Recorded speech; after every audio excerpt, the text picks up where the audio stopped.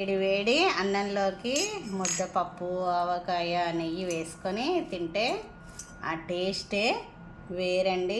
చాలా చాలా బాగుంటుంది.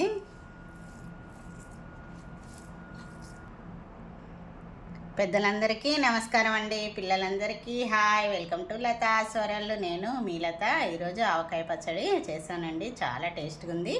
ఆ ప్రాసెస్ ఎలాగో చూపిస్తాను. కాయల్ని ఇలా బాగా ఆరబెట్టుకోవాలండి, లేకపోతే పచ్చడి ఖరాబ్ అవుతుంది. సంవత్సరం కంటే ఎక్కువనే నిలువ ఉంటుంది కాబట్టి. అల్లాన్ని ఇలా పొట్టు తీసి కట్ చేసుకొని ఆరబెట్టుకోవాలి. రెడీ చేసి పెట్టుకున్న అల్లాన్ని, ఒలిచి పెట్టుకున్న వెల్లుల్లిని రెండు కలిపి మిక్సీ పట్టేసుకోవాలండి. అట్లనే కొంచెం నూనె వేడి చేసుకోవాలి. వేడైన తర్వాత అందులో మిరపగింజలు ఉంటాయి కదండి, అవి వేసుకున్నాను. దాంతోపాటు జీలకర్ర ఆవాలు కూడా వేసుకోవాలి. అవి కొంచెం వేగిన తర్వాత మీకు నచ్చకపోతే స్కిప్ చేయండి. పంట కిందకి వస్తే టేస్ట్ మాత్రం చాలా బాగుంటాయి. ఇది ఒరిజినల్ గానుగ నూనె అండి. పల్లీలు గానుగలో పట్టించిన నూనె. స్మెల్ మాత్రం సూపర్ వస్తుందండి. ఎప్పుడైనా ఈ అల్లం వెల్లుల్లి మిక్సీ పట్టుకునేటప్పుడు ఫస్ట్ అల్లం వేసి ఒక తిప్పుకున్న తర్వాత మాత్రమే వెల్లుల్లి వేసుకోవాలండి. అప్పుడైతే బాగా మెదుగుతుంది, నీట్గా ఉంటుంది అన్నట్టు. పేస్ట్ ఇలా మెత్తగా రావాలండి. ఈ తాలింపు గింజలు ఇలా రెడ్ కలర్ రాగానే పొయ్యి ఆఫ్ చేసుకోవాలి. కొంచెం జల్లారిన తర్వాత ఈ అల్లం వెల్లుల్లి పేస్టు ఇందులో కొంచెం వేసుకుంటానండి. స్మెల్ చాలా బాగా వస్తుంది. మీరు తినేదాన్ని బట్టి వేసుకోండి. అల్లం వెల్లుల్లి ఎవరి ఆప్షను వాళ్ళండి. నేను ఈ సైజు 100 కాయలండి. వీటికి 5 కేజీల వెల్లుల్లి, 3 కేజీల అల్లం వాడుతున్నానండి. మీరు తినే బట్టి వేసేసుకోవచ్చు. మొత్తం 3 కాయలని ఇలా కడిగి నీట్గా పెట్టుకొని ఇట్లా క్లాత్ వేసుకొని ఆరేసుకోవాలండి. తడి లేకుండా ఉంటుంది నీట్గా. ఇలా రెడీ చేసుకున్న అల్లం వెల్లుల్లి పేస్ట్ అండి. సగం మాత్రం ఆ నూనెలో వేసుకుంటా, సగం మాత్రం పచ్చిదే వేసుకుంటండి. నూనె వేడి ఉన్నప్పుడు ఎట్టి పరిస్థితుల్లో ఈ అల్లం వెల్లుల్లి పేస్ట్ నూనెలో వేయొద్దండి. ఎందుకంటే మొత్తం పొంగొచ్చేసి మొత్తం కిందికి వచ్చేస్తుంది, అప్పుడు టేస్ట్ పోతుందండి. అందుకే తాలింపు చేసుకునేటప్పుడు కొంచెం పెద్ద గిన్నెలో చేసేసుకోండి, అప్పుడు ఇబ్బంది లేకుండా ఉంటుంది. మీకు ఒకవేళ తేడా వస్తుంది అని మీకు అర్థమైతే కొంచెం అందులో గరిటెతో వేసేసుకోండి, అప్పుడు మీకు అర్థమవుతుంది. చూడండి, ఇలా కలుపుకొని పక్కకు పెట్టేసుకోవాలి. పూర్తిగా చల్లారనివ్వాలి దీన్ని. ఇది చల్లారిందండి. మిగతా అల్లం వెల్లుల్లి పేస్ట్ కూడా మిక్సీకి బట్టి పెట్టుకున్నది, ఇది కూడా మొత్తం ఆ నూనెలోనే వేస్తున్నానండి. ఎందుకంటే మొత్తం నీట్గా కలుస్తుందని. అది చల్లారిన తర్వాత దీన్ని కూడా అందులో వేసేస్తున్నాను. వెల్లుల్లిపాయ కూడా కచ్చాపచ్చగా ఒకసారి మిక్సీకి వేసి పెట్టుకుంటానండి కొన్ని, ఎందుకంటే పంట కిందకి వస్తే చాలా చాలా బాగుంటాయి. మనం తీసుకున్న వెల్లుల్లిపాయలోనే కొంచెం పేస్ట్ కొంచెం ఇలా మిక్సీకి వేసి పెట్టేసుకోవాలి. చూడండి, మెత్తగా కాకుండా కోర్స్ లాగా కొంచెం వెల్లుల్లి ఉన్నా పర్లేదు, మెత్తగా చేసుకోవద్దు.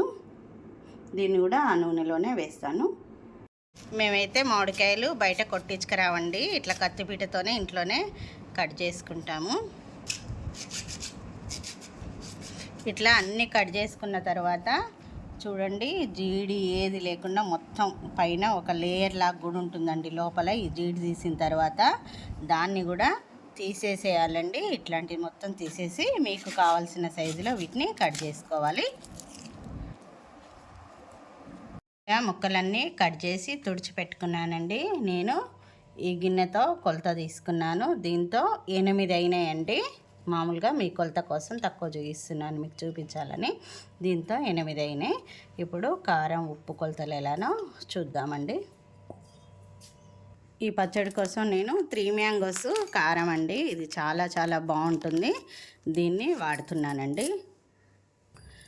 ఏ గిన్నెతో కొలత తీసుకుంటామో ఆ గిన్నెతో 4 గిన్నెలకు 1 గిన్నె కారం లెక్క పోసేసుకోవాలండి.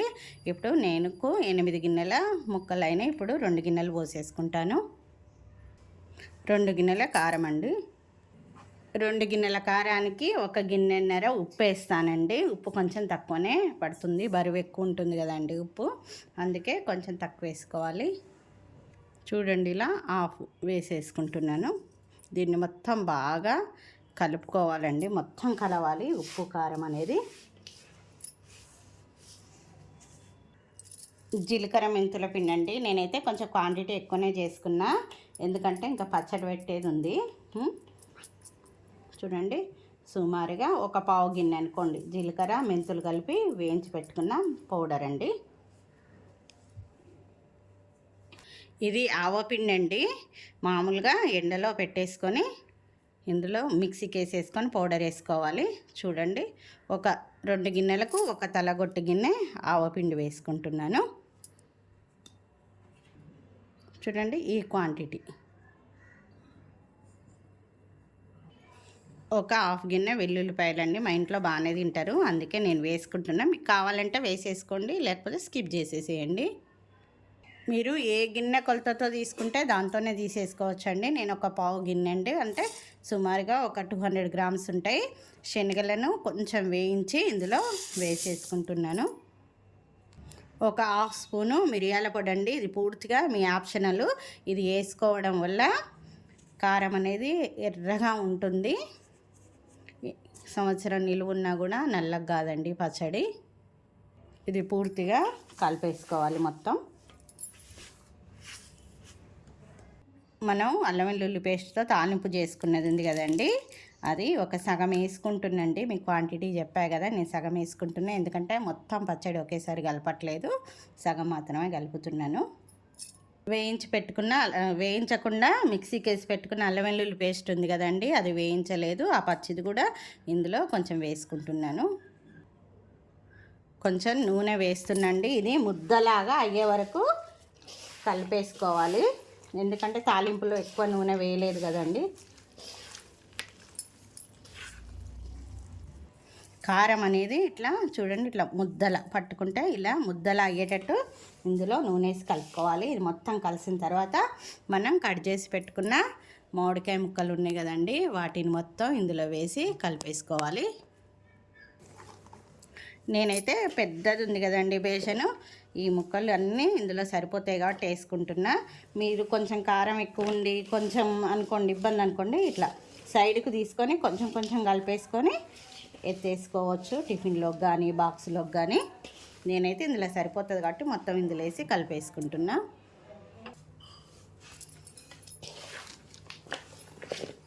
అసలు కలుపుతుంటేనే నోరు ఊరుతుందండి, ఎప్పుడు తినాలని. అమ్మను ఆవకాయను ఎవరైనా వద్దనుకుంటారా చెప్పండి, చాలా చాలా టేస్ట్గా ఉంటుంది.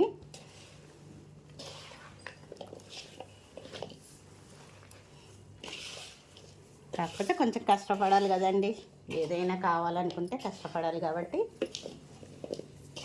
చేసేసుకోవాలి. సంవత్సరం అంతా నిలువ ఉంటుందండి. ఇప్పుడు ఏ కలర్ ఉంటుందో సంవత్సరం తర్వాత కూడా అదే కలర్ ఉంటుంది ఈ ప్రాసెస్లో చేస్తే.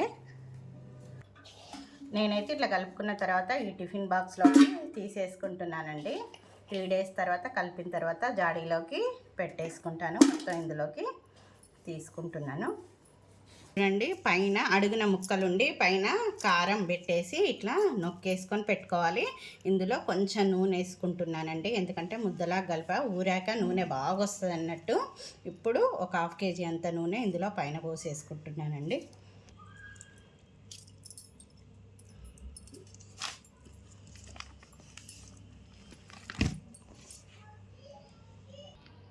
ఇలా మూత పెట్టేసి మంచి ప్లేస్లో పెట్టేసేయాలండి. రోజు తగలకుండా ఉండే ప్లేస్లో ఒక బీరువాలో కానీ పక్కన జాగ్రత్తగా పెట్టేసుకోవాలి. 3 days తర్వాత పచ్చడి ఎలా వచ్చిందో చూద్దామండి కలుపుకునేటప్పుడు. పచ్చడి అంతా టిఫిన్లోకి తీసిన తర్వాత అందులోనే కొంచెం అన్నం పెట్టి ఇలా కలిపేసుకొని తిన్నామనుకోండి, సూపర్ టేస్ట్గా ఉంటుంది. మీరు కూడా ట్రై చేయండి. 2 days తర్వాత పచ్చడి అండి, మూత తీసి చూద్దాం ఎలా ఉందో. చూడండి, ఊరి ఆయిల్ అంతా ఎలా పైకి వచ్చిందో. దీన్ని ఇప్పుడు కలిపేసుకోవాలి. సూపర్గా స్మెల్ వస్తుందండి. నేను జాడీలను ఇలా కడిగి ఎండకు పెట్టేసుకొని ఇలా రెడీ చేసుకున్నాను. పచ్చడిని కలుపుకున్న తర్వాత ఇందులో పెట్టేసుకుంటాను.